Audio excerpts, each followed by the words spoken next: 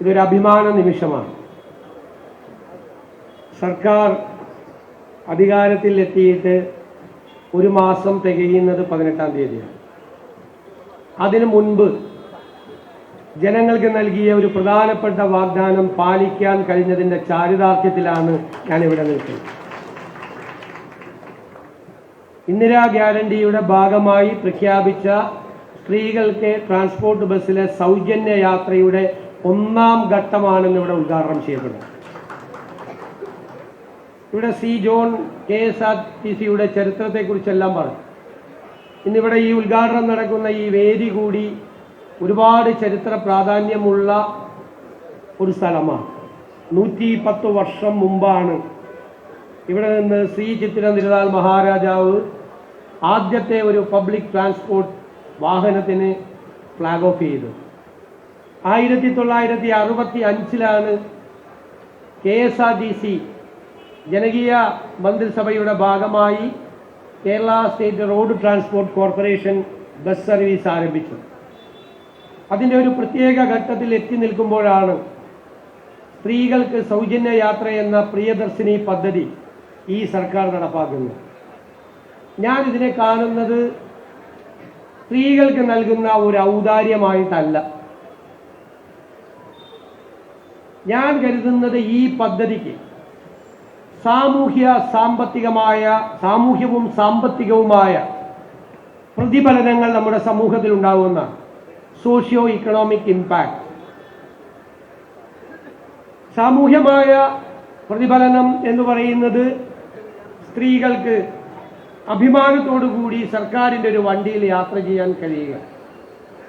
അത് സൗജന്യമല്ല.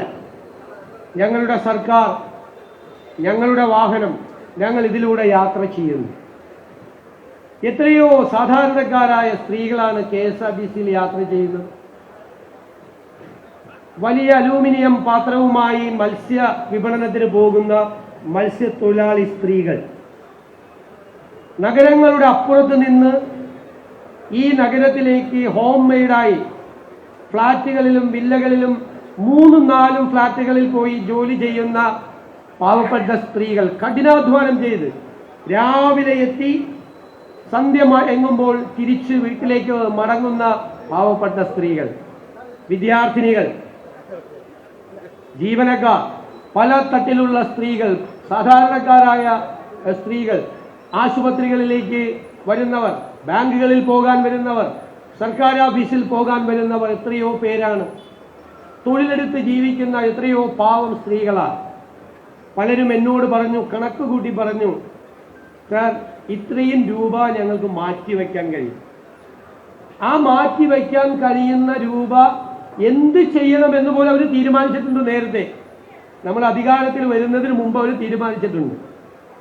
ഈ പദ്ധതി നടപ്പിലാക്കിയാൽ ഒരു ദിവസം എത്ര രൂപ സേവ് ചെയ്യാൻ പറ്റും, ഒരു മാസം എത്ര രൂപ സേവ് ചെയ്യാൻ പറ്റും, ആ പണം എന്ത് ചെയ്യണം. ഒരു സ്ത്രീ എന്നോട് ഉപദേശം ചോദിച്ചു. അപ്പോൾ എനിക്ക് ധനകാര്യം കിട്ടുമെന്നൊന്നും എനിക്കറിയില്ലല്ലോ, അന്ന് മുഖ്യമന്ത്രിയാവുന്നൊന്നും അറിയില്ല. ഞാൻ പറഞ്ഞു KSFയിൽ ചിട്ടി കൂടിയാൽ മതിയെന്ന്. ഇപ്പം എനിക്ക് തോന്നി നല്ല ഉപദേശമായിരുന്നു. ഇപ്പോൾ KSF എൻ്റെ വകുപ്പിൻ്റെ ഭാഗമാണ്. ഞാൻ പറഞ്ഞു, അപ്പോൾ ഒരു സേവിങ്സ് അവർക്ക് എന്തെങ്കിലും കാര്യത്തിന്, ഒരു വീട് വയ്ക്കാൻ അല്ലെങ്കിൽ ഒരു മകളുടെ വിവാഹത്തിന് ഈ തുക മാറ്റിവെക്കാം. പിന്നെ ചെലവഴിക്കപ്പെടുമല്ലോ ഈ തുക. ഇപ്പോൾ സർക്കാർ 800 കോടിയോളം രൂപയാണ് മുടക്കുന്നത്. 800 കോടിയാണ് ഒരു വർഷം സർക്കാർ ഈ പദ്ധതിക്ക് വേണ്ടി മുടക്കുന്നത്.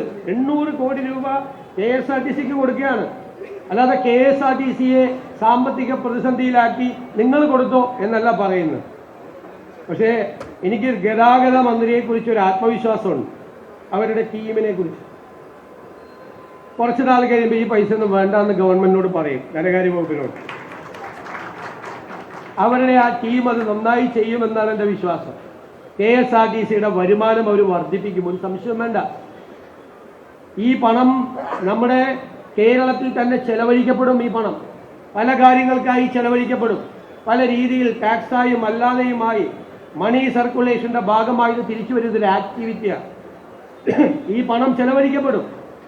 ആ പണം ചെലവഴിക്കപ്പെടുമ്പോൾ അതിൻ്റെ ഗുണം പൊതുസമൂഹത്തിനും ജനങ്ങൾക്കും ഉണ്ടാവും, ഒരു സംശയമില്ല. പിന്നെ ഉത്കണ്ഠ, ഉത്കണ്ഠ എന്താ? ഒന്ന്, പ്രൈവറ്റ് ട്രാൻസ്പോർട്ട് നടത്തുന്ന ആളുകൾക്കൊരു ഉത്കണ്ഠയുണ്ട്, സ്വാഭാവികമാണ്. ഞാൻ അവരോട് പറയുന്നു, നിങ്ങൾ ഇനി മുതൽ പ്രൈവറ്റ് ട്രാൻസ്പോർട്ടുകാരല്ല, നിങ്ങളും പബ്ലിക് ട്രാൻസ്പോർട്ടിന്റെ ഭാഗമാണ്.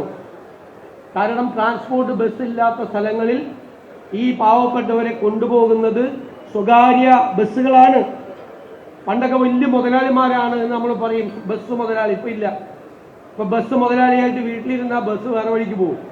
ഒന്നുകിൽ കണ്ടക്ടറായിട്ട്, അല്ലെങ്കിൽ ചെക്കറായിട്ട്, അല്ലെങ്കിൽ ക്ലീനറായിട്ട് വണ്ടി കയറുന്ന മുതലാളി കൂടി. ആ ഒരു കാലമാണ്. ട്രാൻസ്പോർട്ട് ബിസിനസ് നല്ല ക്രൈസിസിലാണ്. ഈ ഗവൺമെൻറ് അതിനെക്കുറിച്ച് നന്നായി പഠിച്ചിട്ടുണ്ട്. അവർക്ക് കയറി വരാൻ വേണ്ടിയിട്ടുള്ള അന്തരീക്ഷം കൂടി ഈ സർക്കാർ ഉണ്ടാക്കുമെന്ന് ഞാൻ അവർക്ക് വാക്ക് നൽകുന്നു. കേരളത്തിലെ പബ്ലിക് ട്രാൻസ്പോർട്ടേഷൻ സംവിധാനം മികച്ചതാക്കണം എന്നതാണ് ഈ സർക്കാരിൻ്റെ സ്വപ്നം.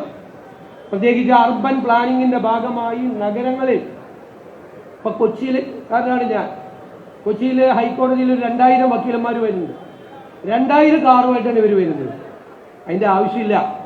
പബ്ലിക് ട്രാൻസ്പോർട്ടേഷൻ മികച്ചതാണെങ്കിൽ വക്കീലിന് വീടിൻ്റെ പുറത്തേക്ക് ഇറങ്ങി നിന്നാൽ, ഡോക്ടർക്ക്, എഞ്ചിനീയർക്ക്, ജീവനക്കാർക്ക് വീടിൻ്റെ പുറത്തേക്ക് ഇറങ്ങി നിന്നാൽ ഏത് ഡെസ്റ്റിനേഷനിലും പോകുന്ന ഒരു പൊതു ഗതാഗത സംവിധാനം ഉണ്ടെങ്കിൽ അവർ ഈ വണ്ടി എടുക്കില്ല.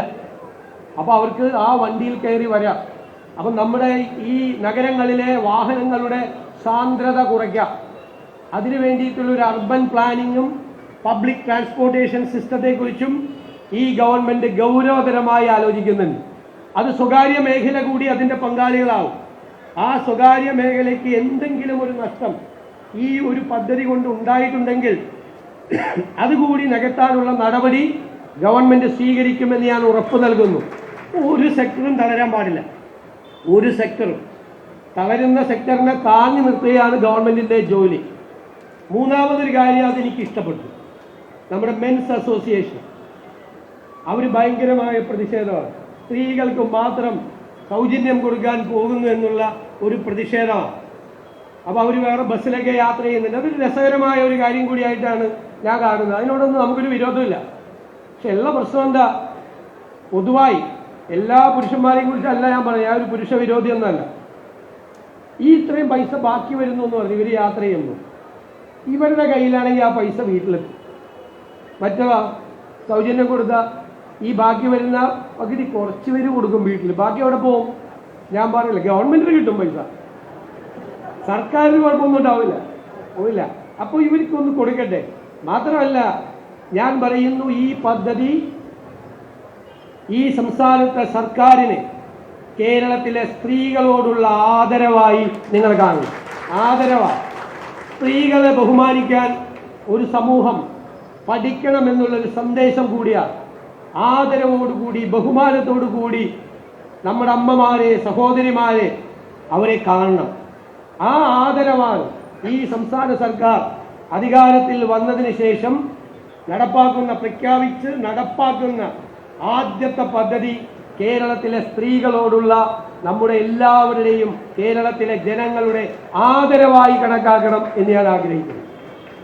ഒരു സന്തോഷം കൂടിയുണ്ട്. ആദ്യം ഈ ബസ് യാത്ര ചെയ്യുമ്പോൾ ഇതിലെ ഡ്രൈവറും കണ്ടക്ടറും വനിതകളാണ്. മാത്രമല്ല ഗതാഗത വകുപ്പിൽ ഒരു വനിതയാണ് സെക്രട്ടറി. ചുമതലയേറ്റ ഒരു വനിതാ സെക്രട്ടറി ആദ്യം ഉത്തരവിടുന്നത് ഇതാണ്. ഈ പരിപാടി, ഈ പദ്ധതി കൂടിയാണ്. മൊത്തം അങ്ങ് സ്ത്രീകൾ ടേക്ക് ഓവർ ചെയ്തേക്കുക.